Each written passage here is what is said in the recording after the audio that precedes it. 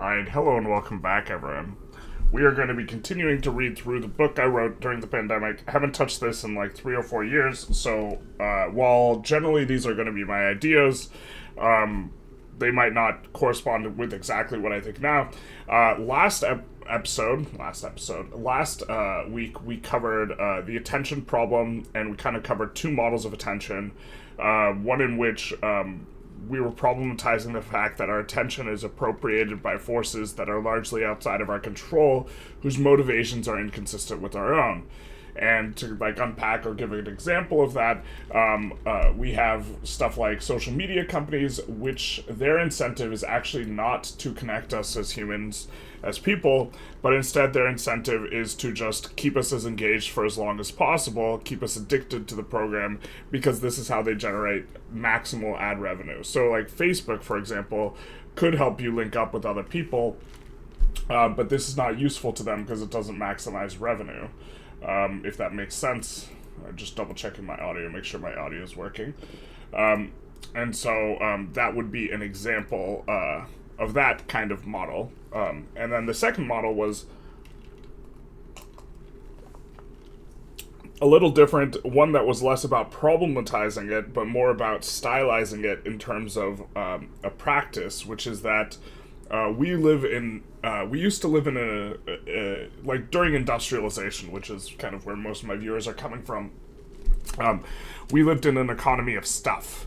It was about making things. And then, as time went on, the stuff became less and less important in the major economies of the world, and information became more important. How to organize the various production of stuff, as well as, just creating greater efficiency and this sort of stuff. And then we enter the information economy, where knowing stuff is centrally useful or critical. And then now knowledge is so abundant and so available everywhere that it's really not the throttle anymore. The new throttle is having enough attention to pay to everything. And so the problem is not getting information. It is consuming it, having the time or the attention span to consume all of it, especially because all these impositions are being made on our attention. Everything is grabbing our attention in a very maximal way, trying to hyper engage us with the design principles motivating behind like all the digital media we consume. And so, okay, so that's kind of where we left off last time. Which you can, of course, watch on my Ideas YouTube channel. The VODs will be there if you wanted to go through it. I think we had like a tangent about Elon Musk as well. Okay, so I will have my coffee today because I'm out of energy drinks, and let us continue. All right, so I'm not sure if I want to redo some of the quotes, but the best way to change is through doing mental exercise. Wow, that's right on the nose. Ray Dalio. I like his book. I should probably pick up his newer one. Although, like, some of the way he's been speaking, some of the interviews he's given, like, are less impressive to me, let's say. Alright, and then we have a good old Nietzsche quote. This is one of my favorite Nietzsche quotes. No one ever quotes this one. This is the hipster Nietzsche quote from me. Which is, I don't think I've ever seen anyone ever quote this Nietzsche quote, but danger alone acquaints us with our resources, our virtues, our armors and weapons, our spirit, and forces us to be strong. First principle, one must need to be strong, otherwise one will never become strong. Okay, and with that, we lead into a metaphor. Milo Croton, which should be familiar to anyone who's abundantly interested in the weightlifting community, because the tale of Milo Croton is one that is often told to illustrate the principle of progressive overload. Milo was a Greek wrestler from 6th century BC whose story is turned into legend, at least in the strength community. With his great strength, he won the Olympics in wrestling 6 times, and the Pythian Games, a similar quadrennial event, 7 times. Why is this in times? This is Arial? What? What is significant? It's because I copied and pasted the word from somewhere, because that was not Used to it. Okay. What is similar about Milo's story was that what is significant about Milo's story is that he was not born with great strength. He earned it through practice. One day he took a newborn ox calf, hoisted it onto his shoulders, and carried it up a local hill and back down again. And this is the start of the progressive overload. The next day, he took the same calf and repeated the task. He did this every day until the calf had grown into an ox. Milo had grown as well, getting a bit stronger and the calf a bit bigger. It was because he engaged in this practice and prepared himself to be strong that he was able to dominate the games for decades. Now, of course, this is somewhat of a parable. No human being can carry an ox up a hill, a fully grown ox. But it's illustrating the important idea, which is that if you start off with something small and get used to doing it, or get used to making small incremental progress, this is how you make large progress. Milo's story is one of great strength, but also slow and steady progress. Every day he walked up the hill, the calf got heavier. That's how physical strength is built, progressively, over a long period of time. Oversimplification, because you need to deload and do training cycles, but yeah, okay. Milo could not have carried the fully grown ox up the hill, but was in the practice of making slow and steady progress he was able to by the time the calf was grown. The human body has an incredible ability to adapt to stimulus. Earlier this year, which is now like 4 years ago, Hafthor Bjornsson, weighing somewhere in the neighborhood of 200 kilograms himself, set an unofficial world record deadlifting 501 kilograms, which is around 1,100 pounds. That is, he picked up a large iron barbell, loaded it with weight, and stood up from the ground, stood upright with it. He wouldn't be able to lift to be that large or lift that much without years of dedicated effort, good nutrition, and good recovery methods. For years, he went to the gym several times a week and trained in a way that's specialized for strength. He ate a lot and rested well. Had he not prepared in that way, no amount of mental will would have allowed an unprepared version of him that would be less than half that size to lift the same weight. This is important to emphasize. There may be some strength without preparation, but an untrained level of strength only scratches the surface of what one can achieve with preparation. Maybe let's take a look at Hafthor Bjornsson's 501. Let's see if we can find it.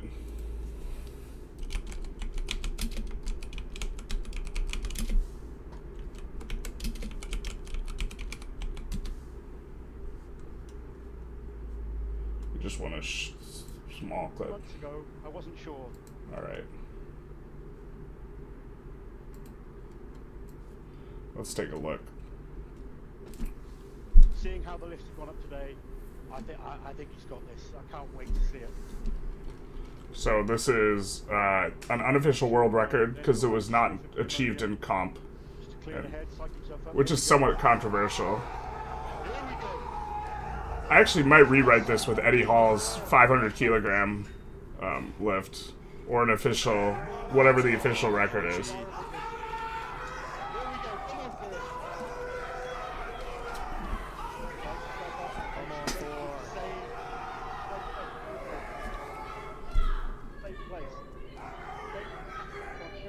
This is so much weight for those, like...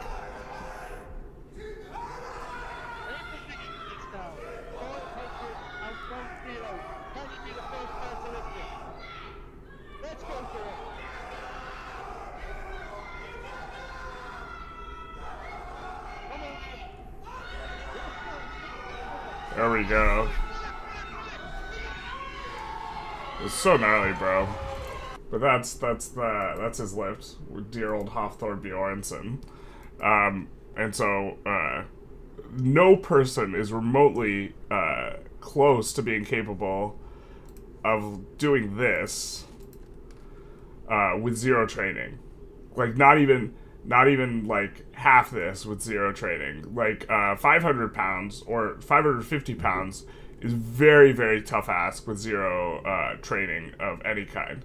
Maybe if you're like throwing hay bales all day for like a decade or something, you could do 550 without ever having deadlifted before. But it takes consistent effort. Okay.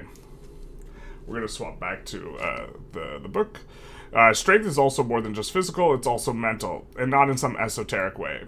Bodybuilders are extremely muscular because they focus on muscular hypertrophy, which builds muscle mass, but relative to strength athletes, they aren't anywhere near as strong, pound for pound. That's because there is a neural component to strength. Strength is the result of both having more muscle fibers and having a nervous system that allows one to recruit a higher percentage of those fibers. While the stories of mothers lifting cars off their children should be regarded with some degree of skepticism, that's how they are explained. In a life or death situation, your brain allows you to access a higher, more dangerous percentage of muscle recruitment. Strength athletes are better at doing this because over time they've wired their brains to let them do it better without a gun to their head. Physical training may not be the same as mental training, but it can be a good way of thinking about mental training. This is because one can, with dedicated and consistent effort, change the way their brain is physically wired. In the same way Hafthor and Milo approach developing their bodies, we want to approach developing our minds. We want the capacity to better direct our attention and to make our attentional efforts more effective. Enter neuroplasticity. Did I spell that wrong? Okay. By the way, anytime something is in yellow highlight, that means, or in a parenthetical aside, that means I have, slotted this area of the book, but I haven't gotten around to writing this exact thing. You will see this all throughout. I doubt I'd be able to even do 100 kilograms, says Belgian Thunderstorms. Yeah, that's 500's, it's there's complete levels to this game, because Hafthor Bjornsson's so much bigger than me. And I'm so much bigger and stronger than the average person. But then I stand next to Hafthor Bjornsson and I look like a child. In terms of strength. It's just nuts. And yeah. Yeah. It's like chess, where it's there are levels to this game, bro. Neuroplasticity is the brain's ability to rewire itself. Just like a muscle, the brain will change over time depending on how you stimulate it. I want to read more about neuroplasticity and probably rework this chapter a little bit before I were to try and publish it, but here we are. Obviously, the brain cannot grow larger in the same way a muscle can. It's limited by the size of a skull, but the brain can grow new connections between neurons in areas in terms of what they're assigned to. Can grow new connections between neurons and between neurons. This sentence is weird.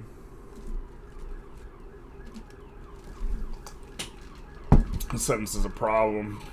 Get the wee-woos outside. Someone's having... Yeah, that's exactly what I was thinking. Thank you, Google autocorrect. This capacity for growth and change should not be looked at as innocuous. It is significant. Now, there's a taxicab study... where they showed that the taxicab drivers, the areas of their brain that are dedicated to that are dedicated to the type of thinking required to memorize an entire city are just way larger, way more developed than the average person. Spatial reasoning is associated with the hippocampus. That is the region. London cab drivers have a enlarged hippocampus. Further, more experienced cab drivers have larger areas, keeping up and they have to keep it up in order to maintain the size, and if they stop being a cabbie, it atrophies. And much like a muscle, which is wild to me, the disproportionate level of extra brain space that gets dedicated to spatial reasoning, the hippocampus, will go away if you use it. If you don't use it, you lose it, type of thing, which is kind of the same how muscles work. And the fact that more experienced cab drivers have larger areas is a good piece of information, because you could just say, oh, but maybe people with a big hippocampus just tend to become taxi drivers, right? Which would explain the statistics without it necessarily being causal.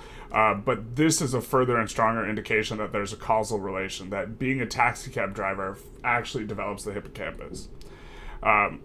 For quite some time in the scientific community, dismissed the notion that brains can change substantially past their initial development through childhood, and that adults were incapable of neuroplasticity. The discovery of adulthood neuroplasticity changed that, and with that, the notion that who one is fundamentally set in stone. And with it, it changed the notion. The notion that who one is fundamentally set in stone. If deep cognitive change is indeed available, then I'm just not like that should only ever be used as a reason and never as an excuse. That is to say, if one can access neuroplasticity in an intentional way, if we can shape our minds like bodybuilders can shape their bodies. This sentence needs to be reworked. We're gonna highlight it, but we're gonna set it aside for now. But you can intentionally train your brain. There's several things I need to rework in this one. Again, I haven't touched this in years, so some parts are going to be a little bit rougher than I remember. Neuroscience is still a young field, and much of the intricacies of brain still elude our understanding. It is difficult to take a complex, nuanced, subjective conscious experience and try and translate it into empirical data using brain scans. And this is something that I think is, like, hard for people who've never, like, looked at some of the information to, like, realize is that when you have a brain scan that suggests that someone... you need to have neural coordinates for everything, which is to say you have to take a look at a part of the brain and say that because activity of the brain is happening there, this person is thinking X, or this region that is associated with X is active, or or something you've mapped with them before about thinking about a particular thing is also being active, but that doesn't necessarily translate to everyone else. And this, like, entire endeavor allows you to make sense of the brain data, but it's, like, not, like, super hard and set in stone and precise in a way that I think people think that it is. These scans largely scan how much is happening and where it's happening, rather than what is happening exactly. How much blood flow is going to particular areas of the brain, which imply, how much activity is going on there. Our technology doesn't help us understand each neural connection or cluster in terms of our own subjective experience. It allows us to know where the neurons are firing and how much by measuring blood flow. This means that one of the major tasks of scientists is trying to correlate activity in certain areas of the brain to certain subjective phenomenological experience. Do I want to use phenomenological? It's such a big word, most people don't know what it means. We'll highlight it. It's also the exact word I would want to use. If you correlate brain activity to a certain size to a certain state of consciousness, then you can infer something that increases or decreases in that area is promising for affecting the state of consciousness. If you can correlate brain activity in a certain area to a certain state of consciousness, then you can infer that something that increases or decreases in that area decreases the blood flow to the brain.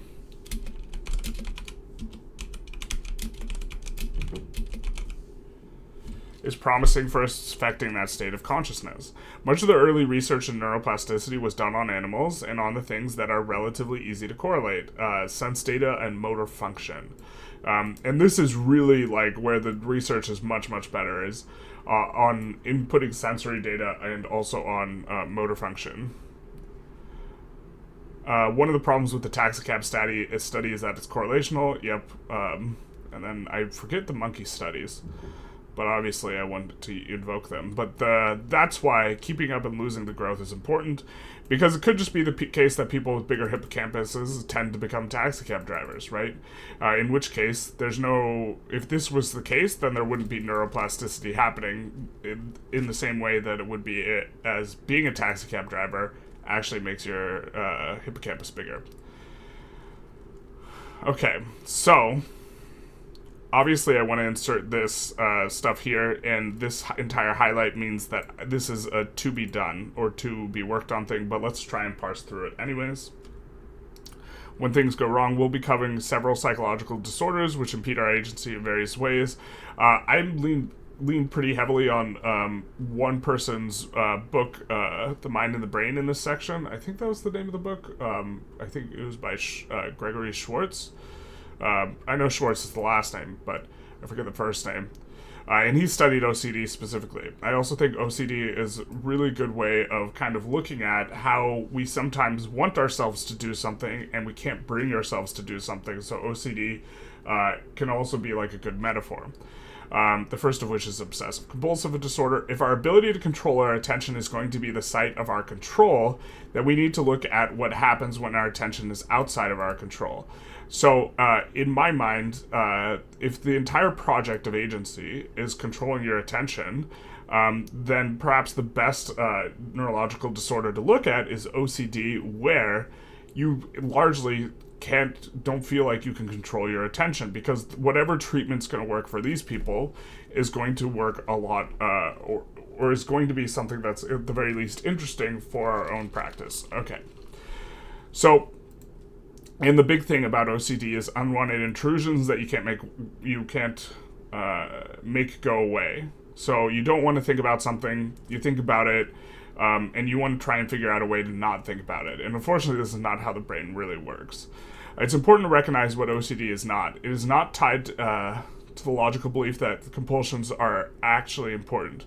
Many people with OCD recognize that their obsessions are illogical and maladaptive, but they are there nonetheless. Which this is also true and important. But okay. Before Schwartz came around, and this is probably something I want to double check on more, so we're going to highlight it. Well,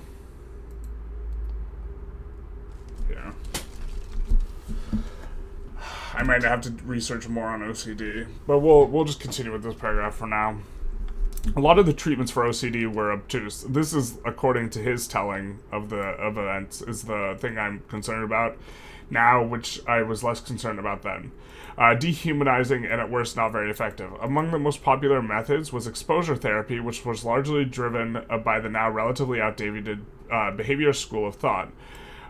With that intervention, they would expose the patient to the very type of stimulus that their obsession would be concerned with and urge them to resist their compulsion for an extended period of time.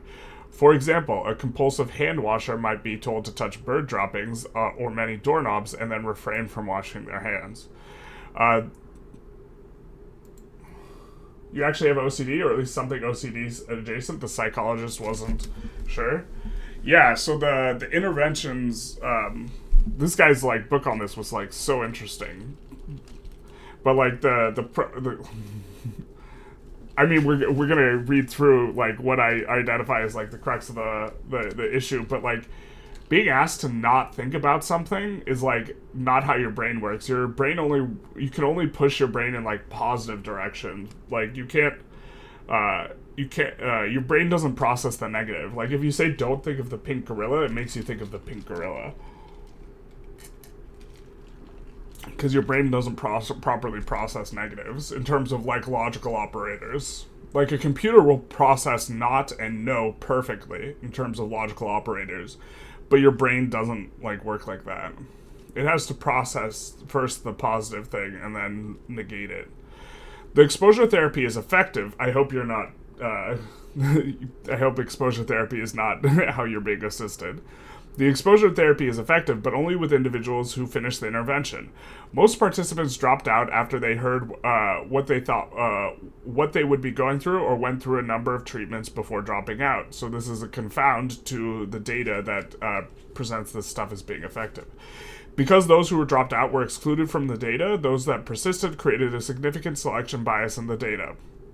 This is because there is a reasonable expectation that the intervention may well have been less effective and even traumatic for those individuals who dropped out. The remaining sample isn't representative of all patients with OCD because it excludes an important subset of individuals who found the intervention distasteful. Schwartz sought to try another method, CBT, which unfortunately is like an acronym for other stuff on the internet. Cognitive behavioral therapy, a form of structured introspection, which had proven effective for treating depression, which we will discuss later. Schwartz sought to test its efficacy with OCD by teaching patients to recognize their OCD as causing cognitive distortions, so he started a weekly therapy session in 1987 to apply the CBT. The intervention was extremely effective, but we want to focus on the neurology of how it was effective. Yeah, one way of handling intrusive thoughts is to stop trying to push them away, because pushing them away makes them stronger. Exactly. Because your brain, it just makes you focus them on them more. The problem is that your attention is focused on it, and so trying to get rid of it from your attention, it's not how it works. I think it's going to actually be discussed a lot in this chapter. What we're looking for here is neuroplasticity response to the structured introspection. So we're looking for a neuroplasticity, a change in the brain's response to structured introspection. Lacking a robust background in either neuroscientist or applied therapeutic methods myself, I'll let Schwartz and Begley do most of the talking. The first step is to locate the brain activity in the area that correlates to the OCD condition, which Schwartz was able to do. In an analysis of PET scans of 24 patients, kind of a small sample, we pinpointed, that's probably a really strong, that's a strong word for applying neural coordinates, but several brain structures that seemed consistently involved in obsessive compulsive disorder. Compared to the brains of normal controls, the brains of OCD volunteers showed hypermetabolic activity in the orbital frontal cortex, in the OFC. The orbital frontal cortex, it seems, functions as an error detector, alerting you when something is amiss.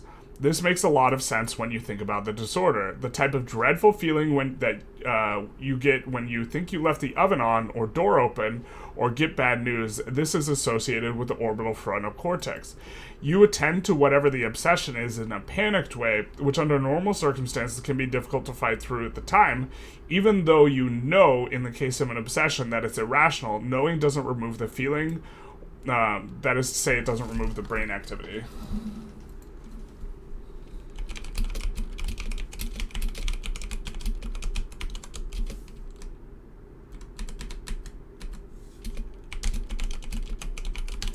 It's important to note that CBT is a form of structured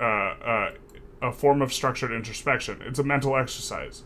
Schwartz named the methodology he used with his patient 4 steps. The question is, how would the intervention affect neural activity in the orbital frontal cortex? He found that therapy had altered the metabolism of the OCD circuit. Our patient's brain lock had been broken. These changes were detected on PET scans that were the kind neuropsychiatrists might see in patients being treated with. The changes we detected on PET scans were the kind that neuropsychiatrists might see in a patient being treated with powerful mind-altering drugs. I'm concerned that I have to verify some of what he's saying with other reports, but okay. We demonstrated such changes in patients who had, not to put it a fine point to it, changed the way that they thought about their thoughts. Self-directed therapy had dramatically, significantly altered their brain function. Or, in other words, neuroplasticity had been achieved. The individuals might not have been able to choose what obsessive thoughts enter their awareness and appropriate their attention in the moment, but they could control how they would attend to them. I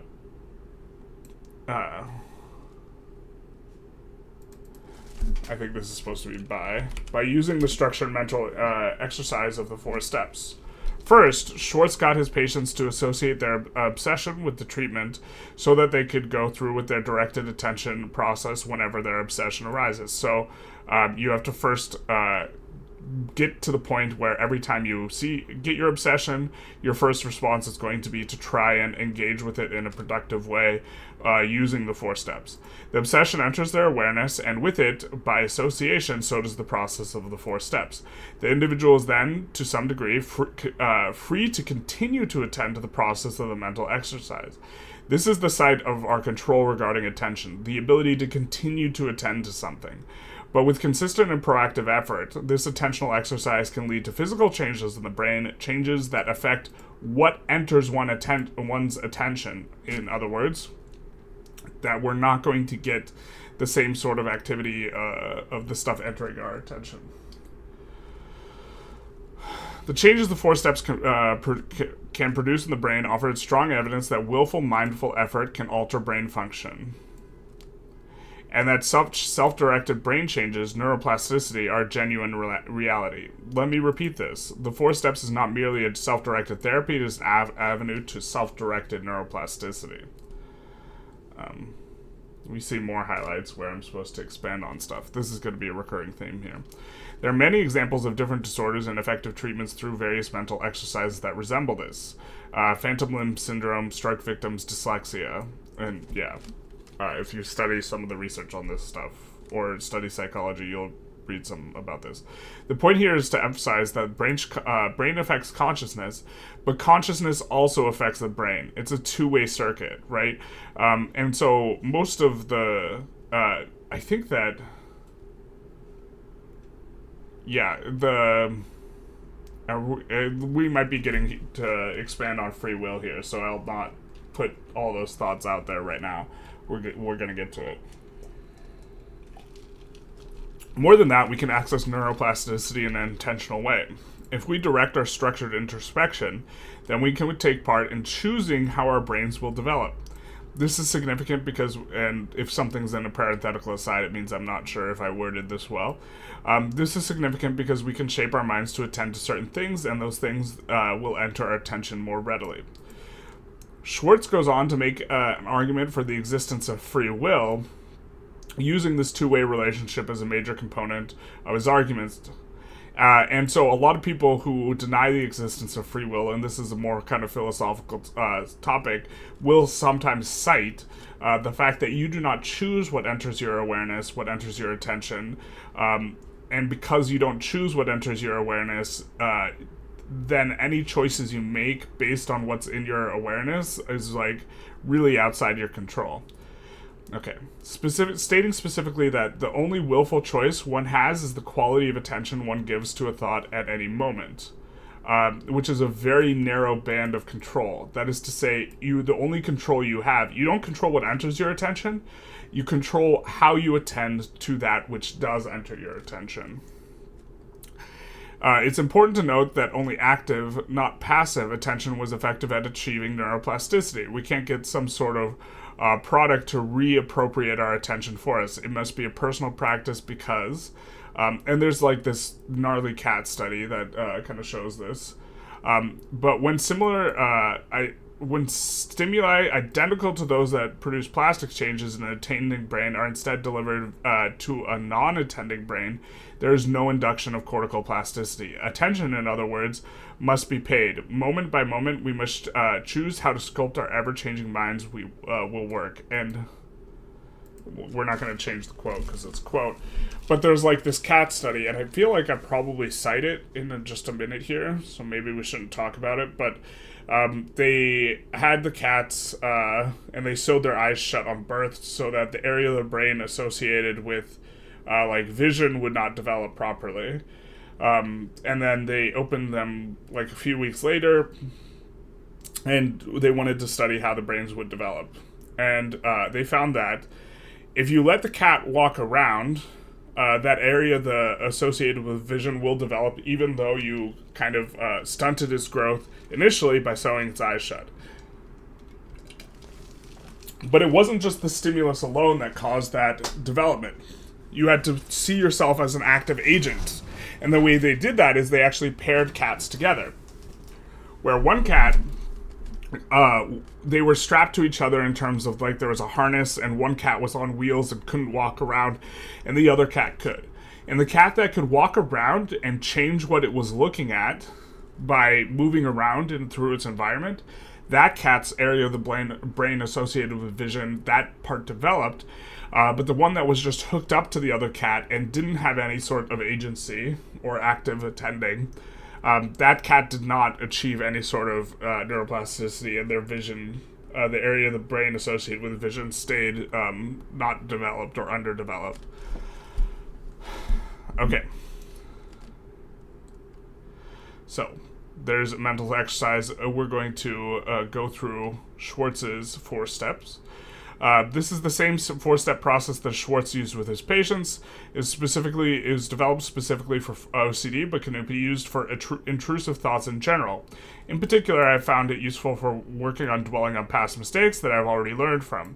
Experiencing a full-body cringe in response to a memory of how I messed up a decade ago was hardly a productive use of my attention.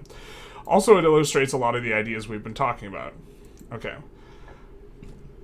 Alright, step 1. I think this is step 1. It's 4 R's. Relabel. By labeling intrusive thoughts as just that, you reclaim some measure of freedom, even if they remain intrusive. Understanding the real nature of what's going on can give you increased feelings of control. Here. And let's include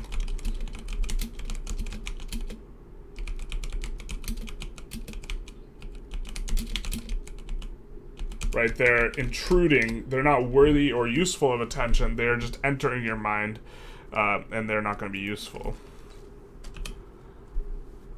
Hey, Mr. Bombastic, how's it going? The on the Discord, in the book section, people are popping off a little bit. I have to keep and you're part of that discussion there. I don't know. I don't want people to be rude or mean to each other in the Discord, and I'm not entirely sure how to handle that. Because I also don't want to moderate people's speech. Really, I don't know. I could just ask them, but if I ask anyone to behave in a particular way, it implies the threat of me banning them or something, which is just. I also think people should be allowed to be rude to each other. I just prefer they don't. But yeah, people are discussing stuff in the Discord, politics and stuff, which makes everyone kind of. Discussion of politics truly makes everyone think that the other people are just super super wrong. It feels like. In a way that discussing which Victoria 3 country is best wouldn't. Alright. Although I think the answer to that's kind of also more straightforward than politics, but okay, second R. Reattribute both the obsessions and the compulsions to their cause. Cognitive distortions that are a manifestation of overactive areas of the brain. By reattributing the distortions as such, you step back and remove yourself from the frame of thinking the distortions as part of yourself. Both of these two can create a sort of mental space from intrusive thoughts. Relabeling clarifies what is happening, and reattributing affirms why it is happening. The consequence is increased mindfulness. Instead of simply attending to your obsession or intrusive thoughts, there is a new level of awareness. You are attending to the nature of your attending. The idea is creating mental space for this is similar to meditation, but with this exercise, we're going to go a step further beyond merely the mere observation of meditation. That sentence is probably horrible, huh? Refocus. Don't think of the pink gorilla. Negative attention doesn't work. Here, let's add a little bit here.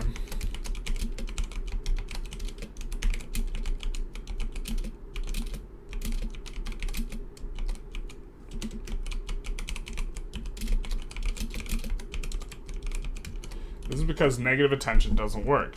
Rather than trying to resist the intrusive thinking directly, once you've relabeled and reattributed it, instead redirect to something that is worthy of attention or productive activity.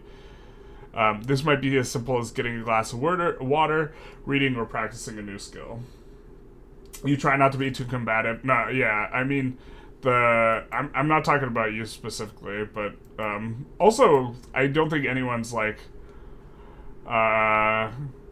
no, I don't think anyone's been too directly insulting. There's maybe one or two things, but the overall tone is, anyways. People Mom, people are fighting on the Discord. Like, I don't know. Like, a lot of that conversation's also just, like, not productive, because I think that a lot of people aren't going to change their minds there.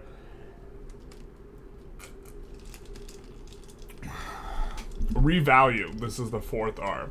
Schwartz appeals to the Theravada Buddhist philosophy to support what he describes as a deep form of relabeling. He calls for wise attention and notes that in the case of OCD, wise attention means recognizing the disturbing thoughts as senseless, as false, as errant signals of the brain not worth the gray matter they rode in on, let alone worth acting on. By slowly draining the intrusive thoughts of the attention we've been feeding them, we take away their power. The end goal is to view them not with an attitude of fear, but dismissive contempt. Disgust can be a powerful tool for removing something from our attention, something we'll discuss later. Okay, and then I wanted to expand a little bit. The initial intention behind this particular exercise of CBT was the intervention for OCD, but that doesn't mean the only use we can find for it. And then posing the question, how should we think about this as the task of attention? Which is, like, being able to get stuff, intrusive things out from your mind is actually pretty useful. But we're going to continue. So, mental exercise is the tool. Recall Schwartz's words, moment to moment. We're back to an ethos, ethics, and arete. Remember the ancient Greek understanding of ethics that these words evoke is one of practice, not of obeying laws, and that to be good is to be excellent. Modern ethics is largely rule-based, don't break the law, don't commit certain faux pas, political correctness is definitely in vogue, don't sin, etc. The ancient Greek ethics is about a stylized practice, engage in good and productive action, and be moderate, that is, don't do anything too much or too little, care for one's health. For the Greeks, when willpower was used to avoid an action, it wasn't so much as the action was bad, as it was the purpose for demonstrating the willpower. The demonstration of willpower, of one's own ability to engage in difficult action, that was the art, that was the stylization. To be bad in that world was to be ineffective or weak, not somehow... It's not like the same type of bad. So, if we carry over that type of thing into the ethics of attention, what do we have? Mental exercise is the tool by which we can intentionally direct our attention. Depending on the exercise, it allows us to do that in a few ways. First, as in the case of meditation, you can use it to clear your mind. Press the reset button, cleanse the palate. Meditation also keeps us to be more mindful of the fluff or mode of presentation. It allows us to attend to our attending. Second, in the case, as in the case of the 4 steps, I think meditation was in last chapter. It allows you to proactively set up your heuristic, which you could respond to a situation, allowing you to direct your attention more effectively. So, in the case of the 4 steps, you were setting up the heuristic that when the intrusive thoughts come, you would engage in these 4 steps, and you would start with relabeling. Or to make yourself more likely to take action, as we will find with implementation intentions. Third, you can use the structure of a mental exercise to guide you through particular areas, attending to them, as well as exploring new ideas. Finally, you can use your mental exercise to rehearse states or frames, bringing attention to that which is important, which primes us to behave congruently with those things. The thing that should stand out about all of these is that they are all proactive. Mental strength, just like physical strength, like we discussed at the beginning of the chapter with Milo of Croton, must be cultivated before it is to be called upon. Imagine Hafthor,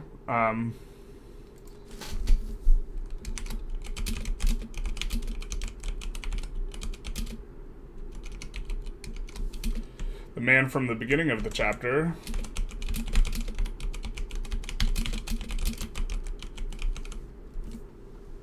who deadlifted 500 kilos, never training, weighing less than half what he does, and trying to create a strength as he stood in front of over a half a ton of iron loaded onto the barbell, which for the sake of mental imagery begins to bend with only 300 or so pounds.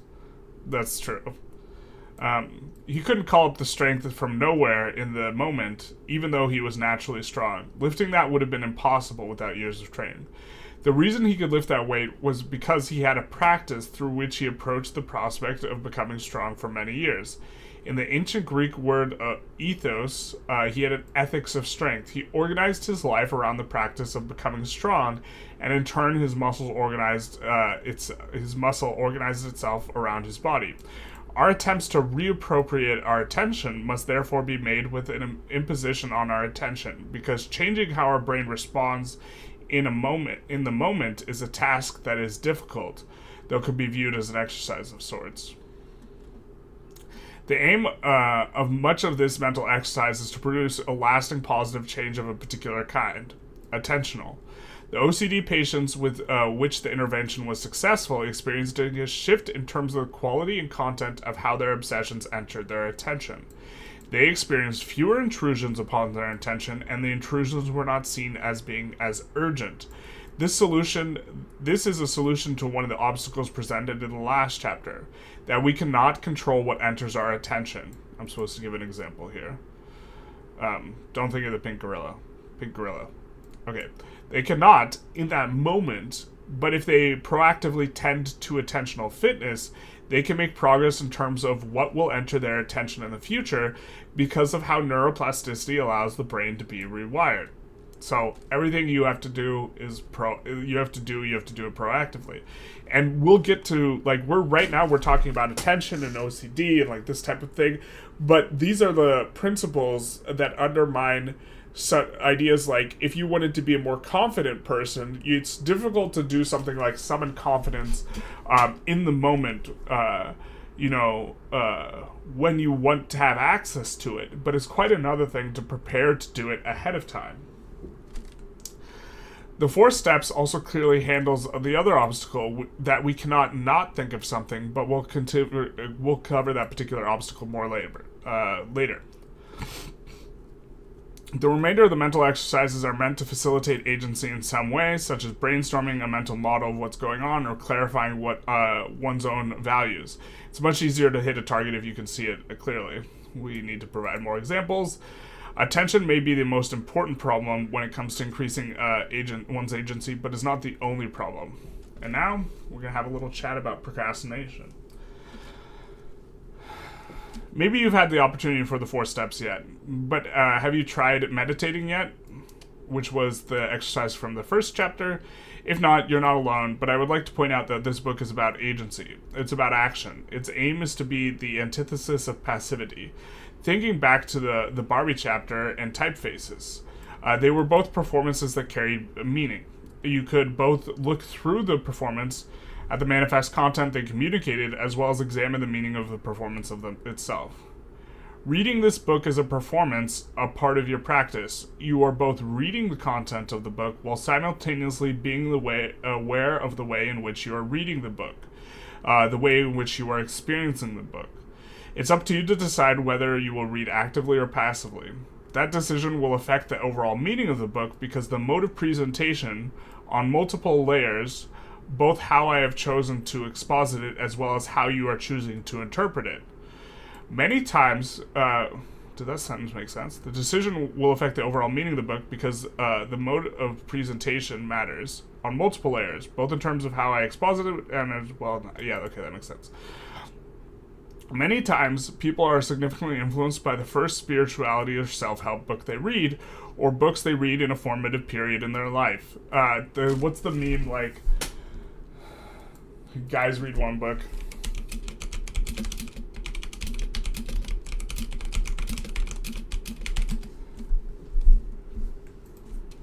The meme's like, guys read one of these 9 books and then base the rest of their life on it. Let's see if we can find it.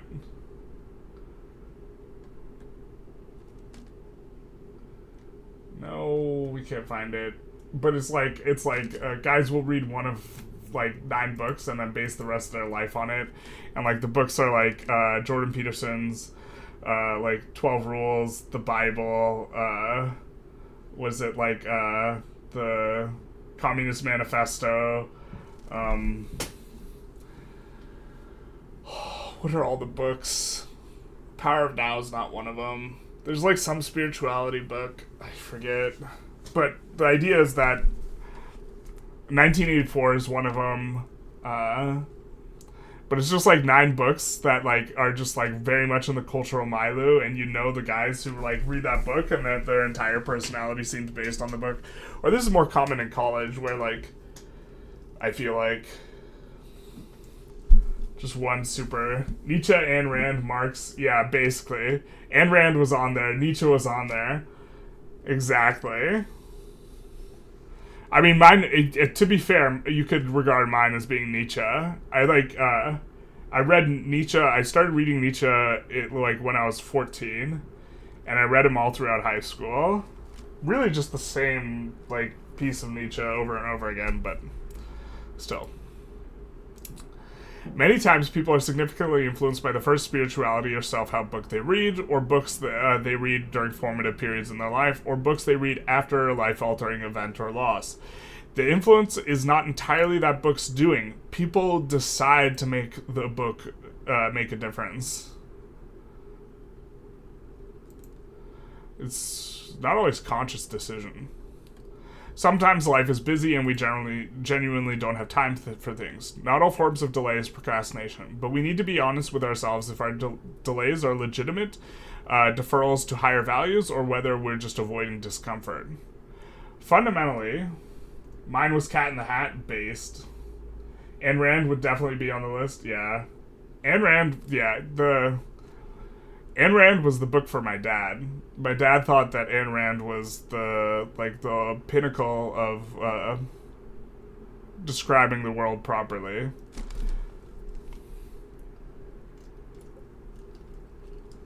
Cat in the Hat is pretty base, though. What about Green Eggs and Ham? Fundamentally, the first step in utilizing our attention to achieve agency is to not put off the task, to not procrastinate. Let's italicize this. Bam! Emphasis. Fortunately, we have procrastination expert Timothy Pyshell to help us out. I got the thing for Zizek since he pulled out of being ML. What is... Oh, man. Pulled you out of being an ML? What's ML stand for? But Zizek, I think, is on the more contemporary ones.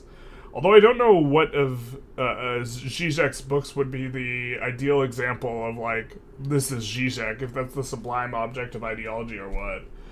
Yours was The Chronicle of Amber by Roger Zelmy, fiction with a Byronic anti-hero.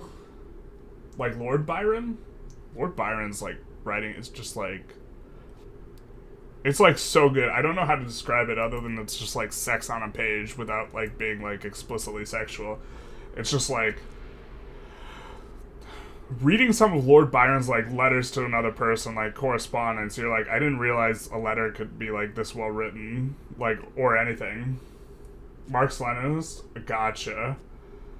Yeah, it's shocking to me how many people of this, like, younger generation are, like, communists. And to be fair, like, I think Marx is right about a whole bunch of stuff, and so, like, it's a difficult and weird thing to parse out, but, like, it's just, like, it's such a disconnect from, like, when I was going to high school and college, now, just, like, 10 years ago. Where, like, that was, like, not at all, like, a common thing. Or maybe I'm living in an echo chamber of sorts where I've said one thing that's, like, positive to Marx, even though I'm a capitalist. And now the people who chat are just the Marxists. Or the Marxist plus. When we procrastinate, our behavior is out of alignment with our intention for what we want in our lives. Procrastination may be a form of addiction, but it is not an action in the direction of our values. Procrastination may be a form of action, but is not action in the direction of our values, which is kind of how we defined agency. As Pyshell puts it in his mantra, procrastinating is failing to get on with life itself. There are a lot of unpleasant actions we want to engage in because they move us in the direction of our values. Working out, putting effort into that side hustle, eating better, reading to better ourselves, putting our more attention into our relationships. These things aren't always fun. But if we defer those types of actions to engage in ones that don't fulfill our values, then we are avoiding life.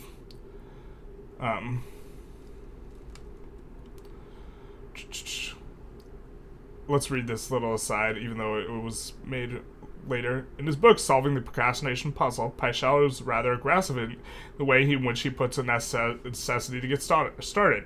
Honestly, if you are not ready to make the first step, to just get started on a day-to-day, moment-to-moment basis, then put this book down. You're not committed to change yet, and nothing else I have to say on the matter will change. Don't get me wrong. I'm not trying to discourage you. I'm just being honest. Don't get me wrong. Procrastination is pleasurable. It's so weird how if you're reading a ton of a given author and then you go to write yourself, you like write in a style that's somewhat similar to them, and it's just like uncanny. And here I was like reviewing Pyshel.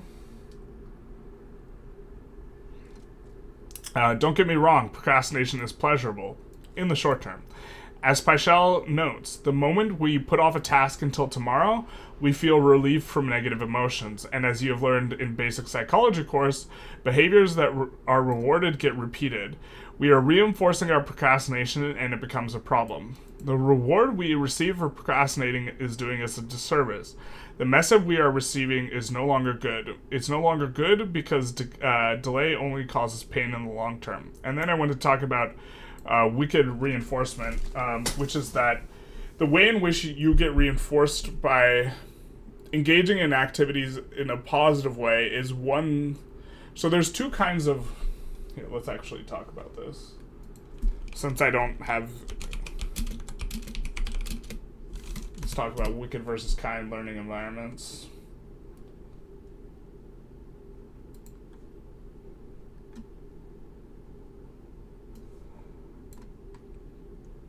Okay, so there's two kind of learning environments. One is wicked and one is kind. Have you ever played tennis or whatever you watch professional players, you realize that one has to make many decisions on court. It's a complex and uncertain game. Hard to learn and perfect, but it has one crucial advantage. In tennis, like in most other sports, we technically learn the right lessons from experience. This is to say it's going to be a kind learning environment. Life, unfortunately, is not so kind. Unless we close our eyes and ears, we can clearly see what actions have which consequences. There are hundreds of interactions which provide immediate, accurate, and abundant feedback to everyone involved. Procrastinating, on the other hand, is not an immediate feedback when you procrastinate and it, cuts you off from a long-term goal, or even just pushes back a long-term goal to be pushed back indefinitely. Instead, it is not, the reinforcement is much further down the road. The immediate reinforcement we receive is emotional relief when we procrastinate. Professional players also have coaches who know stuff and provide objective assessments. And the rules of the game don't suddenly change. Gravity, for example, doesn't stop operating in the middle of the match. This doesn't guarantee, of course, that everyone who's playing tennis will be a champion, but tennis offers decision-makers a kind learning environment. This means that the lessons gained from this experience are reliable. Unfortunately, life and business is rarely like tennis. In How We Know What Isn't So, psychologist Thomas Gilovich writes, the world does not indeed play fair. Instead of providing us with clear information that would enable us to know better, it presents us with messy data that are random, incomplete, unrepresentative, ambiguous, inconsistent, and unpalatable or second-hand. In fact, many of the important investments and strategies that show results after considerable delays. Some of the feedback in life is downright misleading, like getting an emotional satisfaction from procrastinating. And sometimes we simply just misinterpret things. But we don't often have coaches that help correct us in these. And look at recent game changers like professional computer, the internet, COVID-19. Such events after rules so much that hard-earned experience becomes obsolete. Such events alter the rules so much that hard-earned experience becomes obsolete. Hence, in most of our circumstances, we are up against wicked learning environments, where our experience is constantly subject to various filters and distortions. Experiences Still leads to learning, of course, but there's no guarantee that the lessons are reliable. So what's the problem here?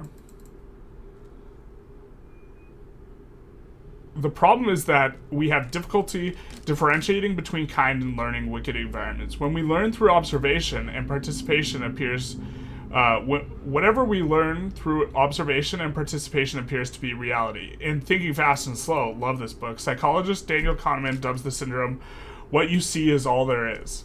As a result, we may think we have learned the right lesson, even though we actually didn't. The right lesson in this case being procrastinating, because it makes you feel good. And boy, does it make you feel good like every time you do it. And so you think of it as being something that's good, and the actual feedback of, delaying something, how that affects your life, is not realized in the moment, so the learning is bad, which is rough. Given how key our experience is to who we are and what we do, this is a fundamental issue of how we learn about and perceive the world around us. So what to do? To make better decisions, it would be a good idea to determine how wicked a learning environment is, which would entail asking two main questions. So this is something that we could structure mental exercise. We coming back to the four steps, right? We tried to associate 4 steps with a certain experience so that when that experience occurs, we would then engage in the 4 steps. We could do the same thing here, where when a specific type of feedback occurs, we will engage in this question asking of ourselves 2 main questions. Is there something important missing from my experience that I need to uncover?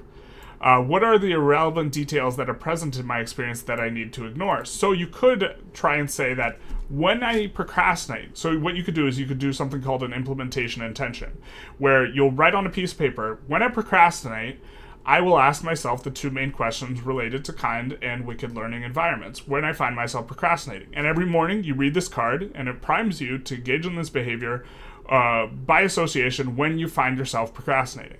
And then when you find yourself procrastinating, you ask yourself the question, is there something important missing from my experience that I need to uncover? And that thing you're missing from your experience is the long-term consequences of this procrastination are not present in the feedback, and what irrelevant details are present in my experience that I need to ignore. You need to ignore the pleasure, the immediate pleasure, because immediate feedback is way better type of feedback, but you need to ignore the immediate pleasure you get, for example, from this procrastination. If you wanted to implement these particular questions, this is something you could do.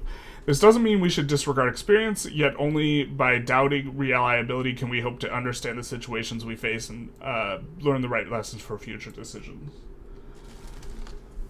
You can still be a communist, but you have to include all the previous failures of communism as your own. People don't do that and end up in some weird cope logic. That's kind of, to some extent, that's my perception.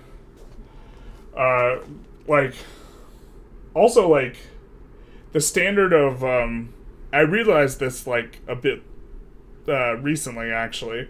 The standard of, but that wasn't really communism, that a lot of people who are pro-communists, or the response that they give, that also applies to capitalism. Capitalism, when you look at the model of how a perfect competition is supposed to work, the people that benefit are the consumers. And firms generate basically no money. What perfect competition actually predicts in terms of outcomes is very, very little inequality. And that, the notion of creating billionaires would be impossible. But that's not how it operates in practice. Just like communism doesn't operate in practice how a lot of people say it ought to in theory. And I think a lot of the theory is actually just attacking capitalism rather than forming, what communism should look like. But it would have worked if it wasn't for the CIA, or it was going all well until the evil fake communists took power. Yeah. Basically. The problem is that you don't want a system that makes it really easy for one person to take all the power as well. And capitalism, to some extent, eventually leads to money being squeezed to the top. And power being in fewer and fewer hands. And I generally think that's a bad thing. But, yeah. Paul Graham encourages you to ask yourself, will what I'm working on now become a line in my obituary? That's a baller-ass question. You've mentioned that Vic 3 is similarly wicked because the line goes up even if you play it correctly. Exactly. Victoria 3 is a perfect example of a wicked learning environment because the feedback you receive, no matter what you do, is that you are doing things properly. And you need to have a sufficiently large sample size in Victoria 3 of the line going up. You need to have a sufficiently large sample size to understand when the line is going up slower than it should, and also why it's going up slower than it should. And sometimes the line is going up slower than it should because of like a specific reason and not like the behavior you did. So for example, and then you have to layer on top of that like confirmation bias, which is that people want some laws in Victoria 3 to just be good.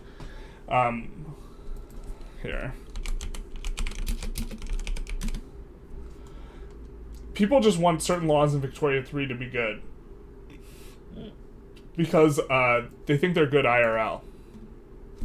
Right? And so, like communism. And what they'll do is they'll enact the law, like interventionism. They see that the line goes up, and they learn that this law is spectacular for making line go up. But the line goes up no matter what. And so it's a false learning. The feedback is always positive in Victoria 3 is the thing. You don't pass interventionism and then immediately get smacked, which is what needs to happen in Victoria 3. Like, maybe if you go from laissez-faire to interventionism, but even then you won't get like immediately smacked. And another thing, like, human rights laws.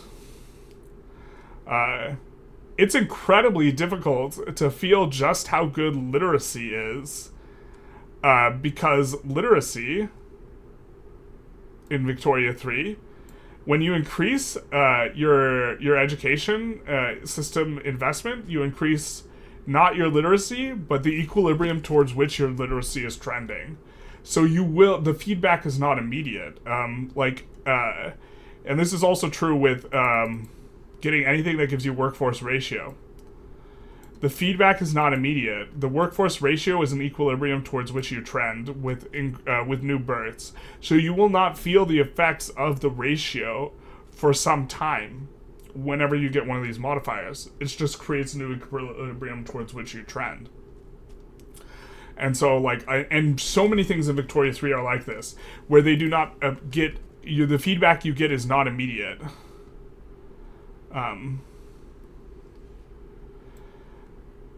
Yeah.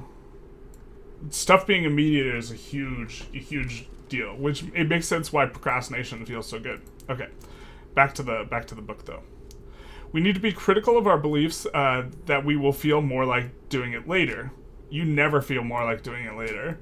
We won't. Pyshel points out that in making an intention for future action, we focus on our current affective state with the mistaken assumption that our current affective state at the point at which we expect to act on our intention will be the same as it is now. That is to say, when you put something off, you feel better as an affective state now, and then you anticipate when that future comes for you to do the thing that you've put off, that you will feel better then, in the same way that you feel better now. That is, your projection of your future emotion is just generally incorrect. We feel good because of our decision to delay, and then we predict that good feeling will be the one we experience tomorrow. But tomorrow we will only be greeted with the same feeling we had before we decided to delay, only with a little bit more dread at the impending deadline. Distraction and willpower are two other concepts that Pyshel marks as being particularly important in the discussion of procrastination. But seeing as we will be discussing both of those in greater depth in later chapters, we'll leave off respectively with Pyshel's mantras for both. I need to be prepared to deal with distractions, obstacles, and setbacks, and willpower is a limited resource that I need to use strategically. Willpower is such an interesting one because, okay, first of all, anything that gets studied in psychology is just also a made-up concept. Psychology determines everything through operational definitions, and actually every just word in the English language is made up, right? Or every language. But what they need to do is they need to define something in terms of a behavior that is quantifiable and observable. Like, so for example, they might have confidence be willingness to be, confidence may be in the context of like a negotiation, for example, might be the time you are willing to negotiate for a better price. When your goal has been you're trying to sell your imaginary car for $500 and you're haggling with someone you think is another participant in the study, but they're not really a participant, and they will never give you $500. Confidence might be the amount of time you are willing to persist. Although I think that's a bad measure of competence. Competence might also be what posture you have, or if you look down, or something like this. It might be measured in a variety of ways, but all of these operational definitions are not like some aspect of competence that exists out in the aether. And so willpower is similarly discussed generally as willingness to persist on a task that's not completable, is how it's often measured. But is that really willpower? What does willpower really mean? And what you end up getting is that a lot of the studies, or some of the studies on willpower, are inconsistent with each other, where some will say that it's a finite resource and some will say that it's not a finite resource, that you can kind of just summon more willpower, but with some asterisks. And so it's like, it's an interesting thing to read the studies on, but we're getting out in the weeds now. Just getting started isn't enough. We need to be able to stay with the task and avoid distraction, but getting started is a good start. Is this supposed to be a joke? I think it is. Getting started is a good start. Thank you. Further, we would need to be proactive so that we will be able to grow willpower, conserve it for when we need it, and organize our lives so that we can get things done with get things done with less of an investment. Okay. So the mental exercise here, which I think is getting close to the end of the chapter, is just get started. Clean your room is a relatively popular self-help injunction. Clean your room has started to just be now more associated with, I feel like, Jordan Peterson in the cultural milieu now, in the 4 years since I wrote this, whereas like before, for a while it was associated with that Navy guy who gave that commencement speech. Talking about making your bed. And now it's like, I think this might be like charged. I don't want it to be charged, but okay. I'll even cite Peterson. Okay. I liked Peterson more when I wrote this than I do now, but this is maybe worth leaving in. Revitalized to some degree by Jordan Peterson's 12 Rules for Life with his injunction to get your house in order. It's a remarkably effective prescription for a variety of reasons, but for now we'll focus on one. The movement from inaction to action. We create momentum. Certainly the task is relatively mundane, but consider how your attention might evaluate this situation. I am doing nothing, I am engaging in action,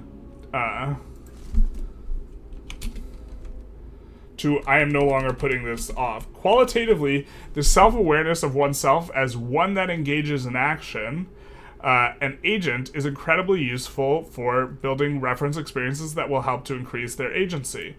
Beyond the action itself is the rehearsal of being an individual at action. Rehearsal of being an individual of action. Man, do we really want to italicize everything? Hell yeah, brother. Okay. My definition of confidence is that when you try something and fail, you think, wow, that's hard, and not, wow, I suck. So in that context, you can only be confident in areas where you are trying to perform. The Lobster King, exactly. I wish, so, he was, when I wrote this, at the time I wrote this, he was so much less political. And now the problem is also I've become more aware that I can alienate people in an instant by referencing something, which is really asinine, right?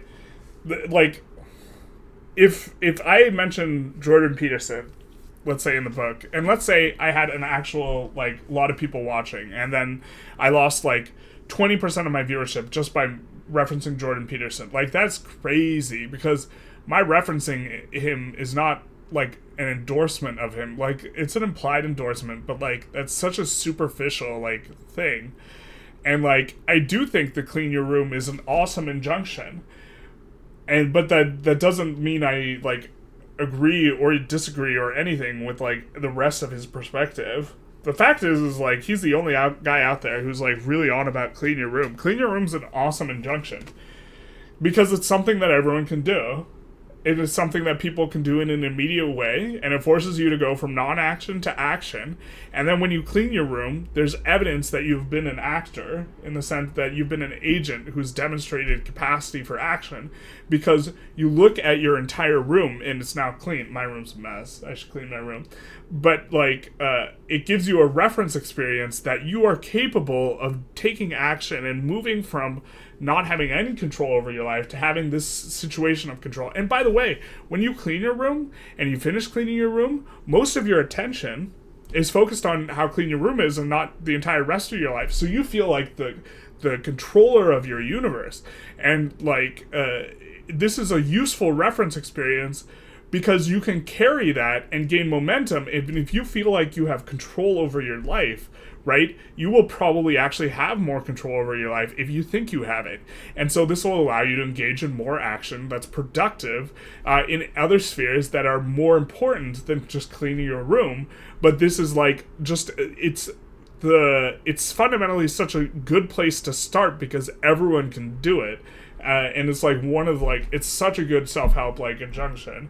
And then like people I feel make fun of it because they hate Jordan Peterson now. But like, or like Jordan Peterson doesn't even really talk about cleaning your room that much, but yeah, he still deserves to be taken seriously on some levels. Definitely. Like, I could reference the commencement speech guy though if I don't want it to be charged. But it is being revitalized by Peterson, so there's like another quote that I have at the beginning of last chapter 1, where like being easily distracted is the mental equivalent of obesity. That's another thing that I think if people read it, there's a certain percentage of people who just close the book and stop reading. But maybe I just don't need to be worried about that. So Japan around 300 people watching, book 3 people watching. We do live in a society, yeah, basically. I mean, let's actually check here. There's 4 people watching on the YouTube. Oh wait, 5. We just got 1 more, but they might leave. And there's 5 people watching on Twitch. We do live in a society. But to be like, this is much less visually arresting. It doesn't seize upon your attention, which is the subject of discussion. But I certainly understand it. Book is there's a like statistic that to me is just so nuts. It's something like 40%. It's double digit. It's under 50%. But I think it's 40 something percent. I don't remember the exact statistic. Don't cite me on the exact one. But something like 40% of people after they finish their last bit of schooling. So that's of the people who go to college when they're finished with college, and of the people who only go to high school when they finish high school. The point is, when they finish their schooling, 40-something percent don't ever finish another book again for the rest of their life. That is so wild to me. Because if you want to access information, reading is so useful. And beyond that, like, also just reading, like, fiction, like, that people don't do that for entertainment is also a little crazy to me, but I don't read a ton of fiction, so I almost exclusively read nonfiction. But there's actually a recent study that showed that reading fiction actually helps you to be more empathetic, because part of the exercise of reading fiction is putting yourself in someone else's shoes. And so it better trains you to be able to do that, and that people who read a lot of fiction are much better at empathizing with others or identifying with others' perspective, which, like, to me, I thought it was a little bit disturbing, because I realized that I think that when people watch social media, they're not putting, like, the media which people consume are not forcing them to empathize with others in the same way that reading fiction does. Although I don't read a lot of fiction. I'm probably not that empathetic overall, but... Funny, it was the opposite for you. No school, finally free to read books. Yeah, I became way more obsessed with learning after graduating from college, because, and to some extent, like through high school and college, I just like read what I wanted to read instead of what was assigned to me. But like I really like took off after college. I've slowed down a little bit, in terms of the book reading. In the last 5 years, I think 3 times I've just, for 1 month, like, just only read books. And, like, I've read 30 books each of those months.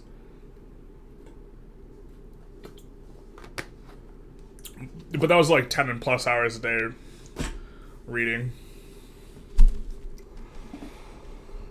Which I couldn't possibly publish as much Victoria 3 content if I was doing that. Like, part of that was, like, when I didn't work at all, and then part of that was when I was teaching chess to kids at after-school programs, which wasn't as demanding on the time. Alright. Back to the book. Pyshell would call this movement from inaction to action priming the pump by stating, by making some progress on our goals, just like cleaning a room, the resulting is an increase in our subjective well-being and enhances further action and progress. The clean room is not... Man, so many times when I'm reading this book, I read something and it makes me think about making a point, and then I make the point to you guys, and then I literally just like turn around and make the point again in the book. And I haven't read this in years. That's like so wild to me that I'm about to make the same point I made earlier. The clean room is not as important as the message you're sending yourself. I have standards regarding the type of environment I'm willing to tolerate for myself, and my willingness to take action reflects that. Along with this self-knowledge of action comes the awareness that doing something as mundane as cleaning is not excruciating, which is important for practical reasons. Often the types of actions required for best satisfying one's values are mundane but require consistency. Like hauling your ass to the gym, and like sometimes it feels like going through the motions, but yeah. Read at least one book. That is wild. To be fair, I find myself reading mostly nothing apart from work-related stuff. Kind of a burnout. Yeah, that is rough. Like, I definitely... When I was forced to read stuff I was not choosing, I read a lot less than when I was able to just read whatever I wanted. If your work is more mental than physical, it feels bad sometimes. Yeah. Most times when we get started on tasks we've been putting off, we realize that it wasn't anywhere near as bad as we thought it'd be. Generally, we have a distorted view of the task we procrastinate to avoid. It is with that in mind, we have our third mental exercise, just get started, which is like the best mental exercise ever of all time. The process is incredibly simple. Find something you've been putting off. If you can't think of something, then cleaning your room will do. Set a timer for 5 minutes. Commit to doing the thing out loud, if necessary, for 5 minutes, and then start a timer in the activity. Now, and it's just 5 minutes, so like, it's easy to object to, oh, I don't want to clean my room for an hour, right? It's much harder to like, I'm doing it for 5 minutes. The entire purpose is just to get started. I don't have to finish the task. I don't have to do the task well. I just have to attempt to do it for 5 minutes. Now, depending on the activity, this might seem like more a physical activity and less like a mental one. Here are things to keep in mind that make it mental. You're rehearsing moving from non-action to action. This is the most fundamental skill of agency. You're attending to the fact that you're engaging in action, giving you reference experiences for a more useful identity. By making the activity you've been putting off more palatable, you remove the emotional weight from that activity, diminishing the amount you might attend to or dread it, freeing attentional resources. Additionally, there's the fairly obvious utility of making progress and possibly even completing the activity that you've been putting off. Even if you don't complete it, it is easier to be optimistic knowing that you're making progress. Okay. Section 8, Proactivity. Simply avoiding procrastination is good, but it's just part of the puzzle. It's used as largely in this building of the skill of moving from non-action to action. In some sense, the frame desire to avoid procrastination comes from a modern ethos. Avoid the error of procrastination. Don't fail to address your responsibilities. It's important to get scheduled things done, but this shouldn't be the lens through which we process all of our productivity and practice. The problem is threefold. Oh man, I have three things I talk about and I don't provide an example for any of them terribly. The problem is threefold. First, problematizing lack of action as the sole method of being production will lead to the negative outlook because everything is viewed as a problem.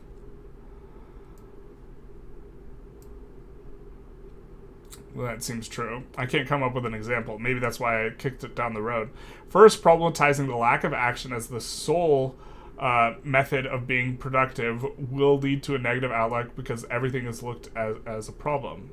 Second, only avoiding procrastination can lead to one stopping short in their practice because you're not doing enough. No, not doing enough isn't the right way of looking at it. Let's see the point I'm building towards. Third, the goal is stylization of practice. Simply avoiding that doesn't address productivity holistically. By having an attitude of excellence, we can attend to peripheral factors that are synergistic with what we're doing. To solve these problems, we need to look at proactivity as well. Okay, so this is just kind of a reframe from not procrastination to being proactive, which means we have to go out of our way to find out and refine our methodology. Yeah, okay. I see what I'm getting at here. What does it mean to be proactive? Stephen Covey, 7 Habits, author of the 7 Habits of Highly Effective People, has a pretty good definition for proactivity, which he characterizes as the first of his 7 habits. It means more than merely taking initiative. It means that as human beings, we are responsible for our own lives. Our behavior is a function of our decisions, not our conditions. We can subordinate feelings to values. We have the initiative and responsibility to make things happen. Because we are, by nature, proactive, if our lives are a function of conditioning and conditions, it is because we have, by conscious decision or default, chosen to empower those things to control us. If our lives are a function of conditioning and conditions, it is because we have, by conscious decision or default, chosen to empower those things to control us. Which now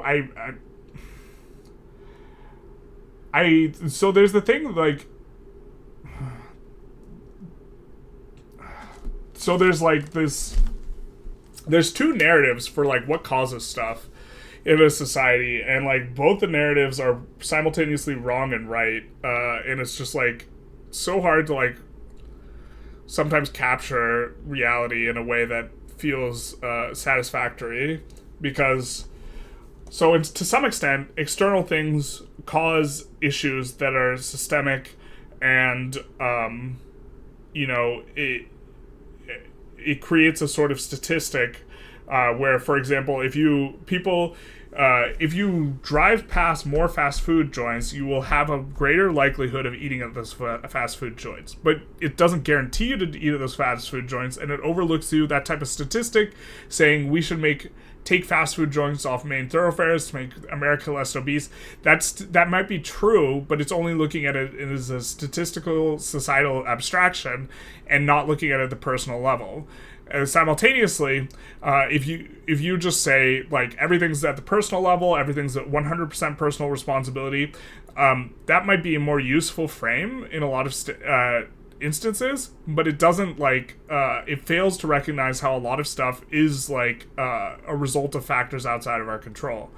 So what I'm thinking about now when I'm reading this highlighted section is the impositions upon our social media has been designed to appropriate as much of our attention as possible. And I'm thinking of social media in the context of conditioning and conditions that control us. It is because we have, by our conscious decision or default, chosen to empower the things that control us. And I think a lot of people are controlled by social media and just doom scroll a lot or whatever. But what's happening, there's like two ways of evaluating, right? There's one, it's like, okay, you take personal responsibility, you find a way to get off of it, etc. And I think that this is right in some sense, but I also think that the nature of the beast is also like one that is like completely committed to just appropriating and extracting as much attention from you as possible, because when it gets that attention, it can run advertisements, and those advertisements I'm tempted to run an ad right now because it's funny, but those advertisements, right, because you were kept engaged for as long a period of time, the point isn't to make you happy, right? And the people who are designing the stuff that keeps you glued to the machine for as long as possible, whatever that machine is, like, they understand psychology really, really well. They have hours and hours and hours and hours, like hundreds of hours collectively in the aggregate, thousands of hours, to design a system that in the 30 minutes, or sorry, in the 24, or what is it, in the 16 hours of your waking day, make you as committed as possible to doing this. And you, like, on some level, are just ill-equipped to resist the thing that has been made by design, by thousands of man-hours, to appropriate as much of your attention as possible. You're in some sense like a David and Goliath story, except that's a bad metaphor because David beats Goliath. And it's perhaps the case that social media companies should be regulated. But this is like taking the perspective of the societal perspective rather than the individual perspective. And it's rough because you can do stuff as an individual to get away from social media, but society writ large, as a statistic, is not going to do all those things. You were doing a similar thing at uni. You can't do the whole homework because it's too traumatic. True. I mean, like, so my output just increased so much when I was stopped going to uni, which was wild, and it was in some of the things that I was actually studying in uni. Instead, I will just take a few notes, but then you get in the flow and Instead, I will just take a few notes, but then you get in the flow and we'll end up doing the whole thing by accident. Exactly. Or just get a good chunk, or the timer comes up, and you don't feel like doing it anymore, but then you just stop and then you feel better about it. You can fill your day with useful errands without ever doing the hard work of achieving your goals. This is a huge point that Stephen Covey makes. Anyways, I'm on a rant or a tirade about, like, something that I haven't even fully organized my thoughts on, but it's like, it's that some people take, like, this societal and statistical focused view, and that view, isolated by itself, fails to appreciate the individual. And some people take this entirely individualistic view, and that perspective by itself fails to recognize, like, the societal factors. And, like, I think you need to be able to oscillate between the two. Anyways, we're going to continue. Whoa! Speaking of being proactive, this is a lot to have put off to later. I know why I have, because that was bothering me. Okay, proactivity is about responsibility. For Covey, it is about responsibility to make a choice on how we will interpret reality, and this choice occurs between the stimulus of our environment and our response to reality. Mention respond, not react. This is going to come up repeatedly, but yeah. The same type of thinking that informs the 4 steps also informs this characterization. Attend to the stimulus, then consciously decide how we're going to interpret it. Stimulus is such a word that's devoid of feeling, but okay. Covey's injunction to act or be acted upon is similar to the injunction to choose what to attend to or to have your attention appropriated from you, which I think is what you do as the individual. By the way, this book focuses basically entirely from the perspective of the individual and not from society, or mostly because it's a book about individual personal agency, which is not necessarily like a complete thing. Talk more about Covey's model. Fair. A circle of influence and concern. This is kind of a Stoic principle. I was trying to figure out how I could post this without, like, it being a copyright problem, but now I think that I'd probably rather lean on the Stoics anyways. We might be able to change our attention in the short term by refocusing, but it's important to realize that changing the phenomena that enters our attention in the first place, like achieving physical fitness, takes consistent time and effort. In order to achieve the two inputs, we need to have the habit of being proactive. We need to both proactively direct our attention as well as decide the sorts of things that we're going to consider worthy of our attention. With proactivity and combating procrastination, we are starting to build a bridge from attention to action, which is the entire purpose of the book. We have looked at why intention is important and how to change it.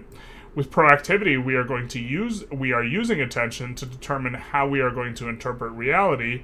The maps that we have and create that represent our reality will in large part determine what sorts of actions our minds present to our attention as being available to be taken. So this is going to be the subject of the next chapter.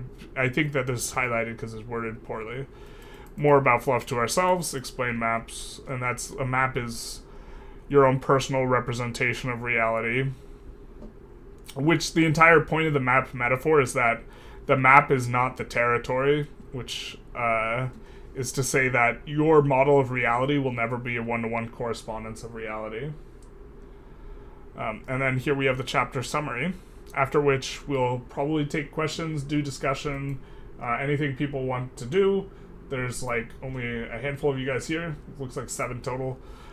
So if you guys want to chat a little bit and this type of thing, we can do that, and I'll hang around for a little bit after reading the summary. But just mentioning that because there's going to be a delay, and so by the time I finish reading the summary, if you wanted to say something, you would have said it by now. Something like this.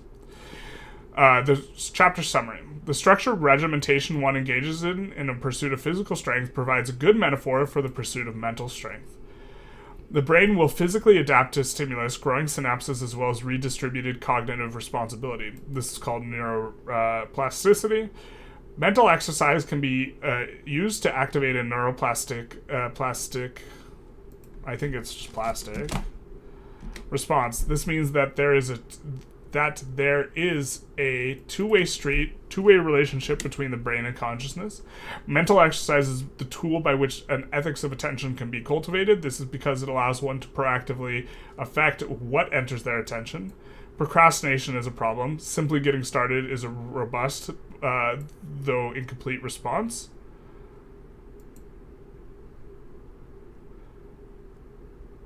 Just like physical strength, mental strength needs to be cultivated proactively. This means taking responsibility for one's own attention. And that is,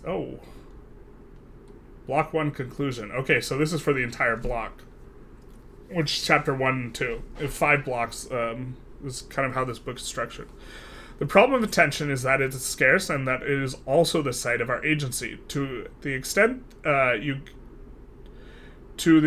give away your attention, you also decrease your capacity for agency.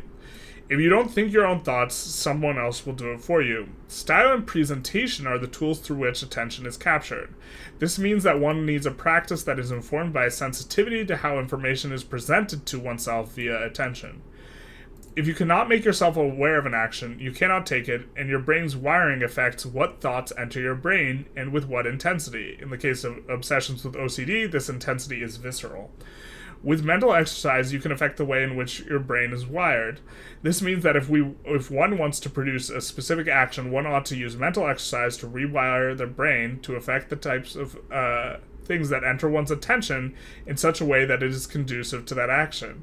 So in the 4 steps mental exercise, for example, you are trying to produce a specific response where you are reducing the effect of your obsession in OCD.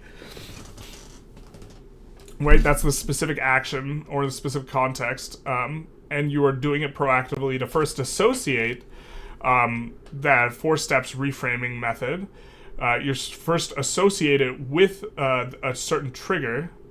And then once you have it associated with a trigger, you are supposed to engage in it, or that way of reframing, once the trigger is hit, which is the presence of your obsession, for the purposes of reframing it. One needs to be proactively take responsibility for their attention. And that is chapter 2. There's a lot more of this stuff that has yet to be fully fleshed out than I had thought. I mean, it's mostly fleshed out, but was not expecting that much. I'll hang out for another minute or so, or another few minutes if people want to chat. But other than that, it's probably going to be wrapping it up. I suppose we could take a look at Hafthor Bjornsson's deadlift again, because that was cool. I wasn't sure.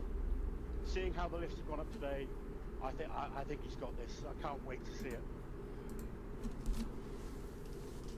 Getting chalk on, then he'll have a sniff of the ammonium.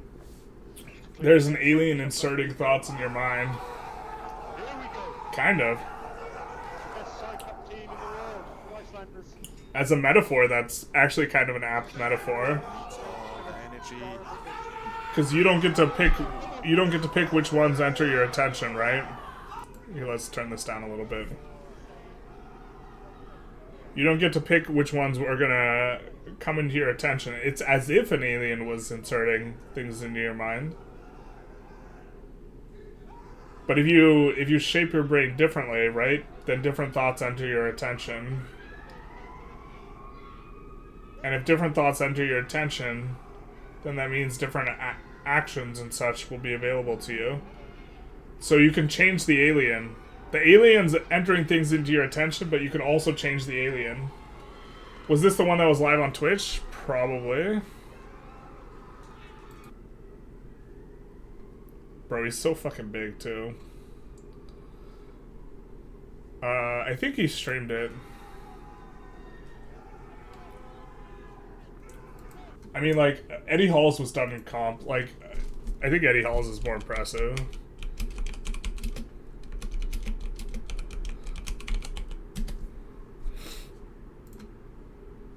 It's like, the difference is 1 kilo, mate. Like, Common is our... well, we'll just mute that ad.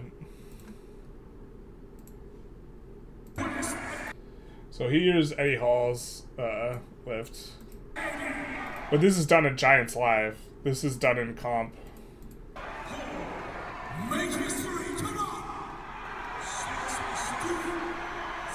Weak, he didn't raise it above his head.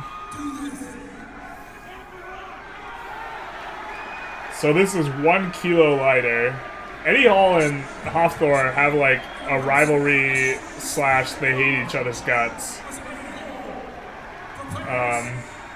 And so I think Hafthor did 501 just to like fuck with Eddie. But this is like an absolute, psychologically, Eddie's is way more impressive as well. Because Eddie took like, I think it was a 20-some kilo jump from the previous world record or best ever to hit this. And like Hafthor only had to add 1 kilo, and so doing something that people thought was humanly impossible, you know, like the sub 5-minute mile or whatever, where no one hit it for like the longest time, and then one person hits it, and the next year like a bunch of people also hit it. Like that was one of the, like, the milestones here, and I consider it like way more substantive. You were scared to watch? Well, Eddie almost died here as well.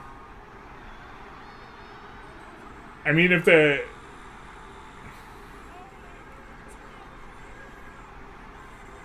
He's also being stupid about holding it for forever. But he, like, passes out.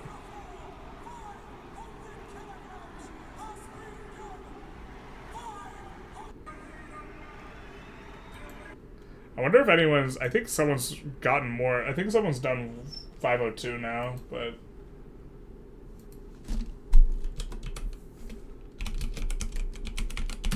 We can look up. Yeah. Yeah, someone's done 502. Ooh, good old lifting vault video. We love to see it. Hi guys, and welcome back to Lifting Vault. On this channel we have been at this... Shout out to Lifting Vault. I don't know, I'm not subbed on this channel. I'm only subbed on my lifting channel. It's finally a reality now, because Ch2 has finally pulled 502.5 kilograms from the ground. And not only is this the heaviest raw deadlift ever pulled, it is also a heavier weight than the heaviest equipped pull even in strongman. And considering that Ch2 doesn't even weigh 105 kilograms, this really is a ridiculous feat of strength. And now time will tell if he can improve even more so he can do this without strength. Yeah, it's so nuts. That was posted a year ago. Just super, super impressive. Like, I could show the short. Yeah, we're kind of goofing off now, but I think I could show the short that I'm in, that the strength content creator made. It's like how to handle fame. Oh, I can't remember what his name was.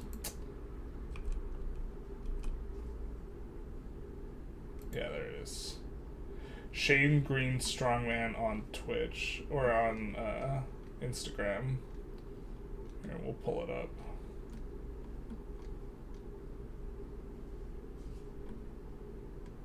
I guess we could probably show his entire thing. I don't want to like weirdly dox myself somehow.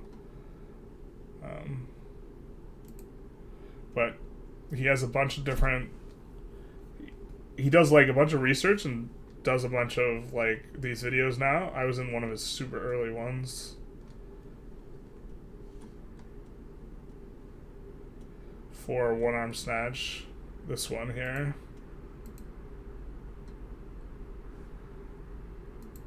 Let's see if we can unmute it. I don't think he has music. He might. Barbell lifts. So this guy is like a national champion. Read the weight there. He's doing 164. The one-arm snatch is a true test of explosive strength and flexibility. He is the only other person I've ever seen do it with rotation. So his feet rotate 90 degrees. They were parallel to the bar, and now they're perpendicular. Before modern weightlifting limited its scope to the snatch and clean and jerk, one-arm variants of these lifts were also... That's Mikhail Kuklayev, the person alive with the heaviest one-arm snatch. That's 242 on the bar there. He also attempted the world record, but he missed. Tested in competition. Old-time strong... That's Klokov, Dmitry Klokov. And he, I think, has done 101 kilos, so like 240 something, or 220 something Strongman pounds. would train one-arm snatch regularly. Both those guys, their feet are staying parallel with the bar, though, so they're not doing it with the twist. And took advantage of the benefits it That's me. And that's provided to 165. their explosive So that's more than the... power and flexibility. But after one-arm lifts That's the attempt of the world record. were removed from the But that's more than the 1924 Olympic national Games, their champion at the beginning. popularity steadily declined. Charles Rigula was a professional strongman. This guy holds the world record, although I don't know if this video is the world record. I've watched this video like 1,000 Who times. specialized in the one-arm snatch. That's it. That's like the only video I have to go off of. There's actually two, but that's His one of record of 253 pounds still stands almost 100 years later, Klokov again. despite the efforts of weightlifting champions such as Dmitry Klokov and Mikhail Kuklayev. This is Those guys are so much stronger than me. one of the forgotten barbell And then this guy is like a U.S. national champion, I think. And he does 164. lifts. The one-arm I did snatch is a 165. true test of explosive strength and flexibility. Before modern weightlifting limited its scope to the snatch and clean and jerk, one-arm variants of these lifts were also tested in competition.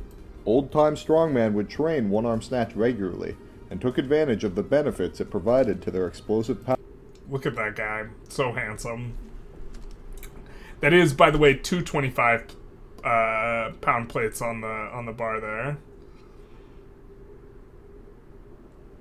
Look at that.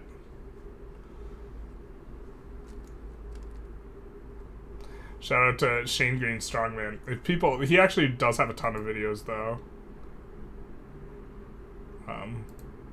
Of various things. So if you're interested in like weird strength history and this type of stuff, I actually think his content's pretty good. That's also like probably the only thing anyone could put me in a video for, because no one else does it with the rotation except me and That other guy who does 1 pound less than me.